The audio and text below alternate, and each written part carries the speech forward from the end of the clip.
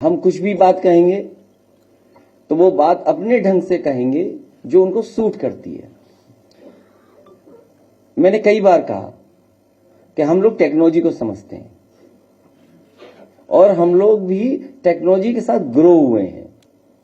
ये वो उत्तर प्रदेश है जिसमें समाजवादियों ने सबसे ज्यादा देश की सबसे बड़ी कंपनी के लैपटॉप बांट करके दिखाए और पहली बार ऐसा हुआ था कि जो हमारी स्क्रीन थी उस पर नेताजी और हमारी तस्वीर रहती थी। जब भी कोई लैपटॉप ऑन करता था तो वो तस्वीर नजर आती थी, वो तस्वीर कोई हटा नहीं सकता था। दूसरा, इस प्रदेश को सबसे बेहतरीन पुलिस को रिस्पांस सिस्टम दिया जो डायल 100 के नाम से जाना गया। आपकी एम्बुलेंस दी डायल 108 102 और न जाने कितने काम हम लोगों ने किए। और आप में पत्रकार साथियों को याद होगा जिस समय बिजली का एक बहुत बड़ा स्क्रीन और जिसको हम लोगों ने शुरू किया था और कहां कितना पावर जा रही है, कितना फ्लो ऑफ इलेक्ट्रिसिटी है, वो हम यहां बैठ करके देख सकते थे। वो बिजली विभाग का गोमती नगर में कंट्रोल रूम बना था। तो ये बातें मैं इसलिए बता रहा हूं कि टेक्नोलॉजी को हम समझते हैं और दुनिया का सबसे ताकतवर देश, दुनिया अर्थव्यवस्था के रूप में या हम किसी पैरामीटर पे देखें, उस देश में भी महीनों वोट डाला जाता है। अमेरिका जैसे देश में महीनों वोट डाला जाता है और महीनों काउंटिंग होती है। तो सोचो हम 140 करोड़ या 24 करोड़ देश के लोगों का भविष्य तय करते हैं सरकार से। और अगर हम 6 करोड़ या 7 करोड़ का बजट मान लें, 35 लाख करोड़ अगर उत्तर प्रदेश है तो 35 लाख करोड़ के लगभग खर्च करने की जिम्मेदारी सरकार को देते हैं। तो आप 3 घंटे में रिजल्ट क्यों चाहते हैं? 2 घंटे में रिजल्ट क्यों चाहते हैं? काउंटिंग 1 महीना क्यों ना हो? इसलिए जो व्यवस्था अगर अमेरिका में है, आज हम अमेरिका के पीछे चल रहे हैं हर चीज में। आप जाइए बाहर, मैकडोनल्ड बर्गर खाना है, पिज्जा हट पे पिज्जा खाना है, कपड़े जीन्स पहननी है, तो कम से कम एक नकल और कर लो बैलेट पेपर की। और दूसरा, जब अमेरिकन मशीन खराब हुई तो बताओ कौन काम आए? यही अनमोल नौजवान जो हमारे पीछे बैठे हैं, यही काम आए।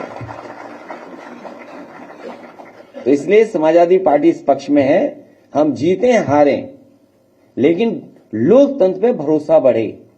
इन मशीनों ने और इन रिजल्टों ने लोगों के बीच में अविश्वास पैदा किया है और डेमोक्रेसी में ये सबसे खतरनाक बात है कि हम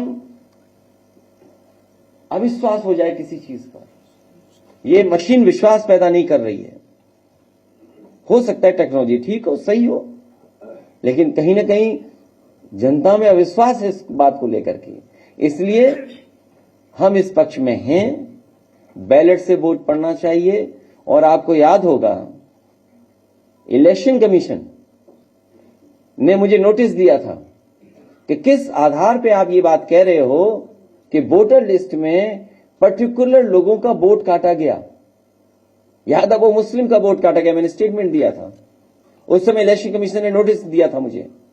मैंने 18,000 विद एफिडेविट जो वोट काटे गए थे वो इलेक्शन कमीशन को भेजे थे। आज तक इलेक्शन कमीशन ने उन अधिकारियों के खिलाफ कोई कार्रवाई नहीं की। और आज जब मैं आपके पास बैठने आया हूं, इससे पहले कन्नौज से मुझे फोन आया था। हमारे जिला अध्यक्ष ने मुझे जानकारी दी कि वोट बढ़ाने के लिए हम लोग लगातार पिछले दिन से प्रयास कर रहे थे, लेकिन सरकार ने सर्वर डाउन कर दिया और सर्वर डाउन होने की वजह से सर्वर से वो वोट बढ़ाए नहीं जा सकते थे। जब हंगामा किया, अधिकारियों से मिले, हम लोगों से बातचीत हुई, तो सोचिए 4 घंटे बाद सर्वर चालू किया। तो चीजें तो उनके हाथ में है। 19 लाख से ज्यादा मशीनें गायब हैं ईवीएम। इसलिए बात बढ़ती चली जाएगी। एनवायरमेंट की हम लोग फिक्र करें। एनवायरमेंट को लेकर के बहुत लोगों ने सवाल किए हैं, खासकर उत्तराखंड के विकास को लेकर के। वहां के जितने भी एनवायरमेंटलिस्ट हैं, समय समय पे उन्होंने बातों को रखा है।